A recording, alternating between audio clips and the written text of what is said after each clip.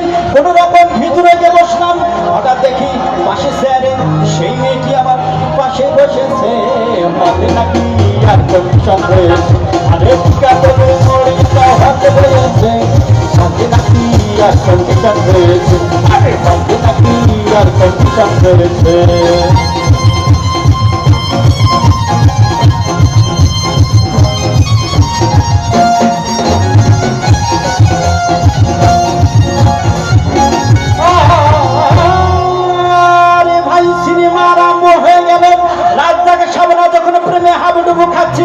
তখন আমার বুকের ভিতর ধূপধাপ শুরু হয়ে গেল।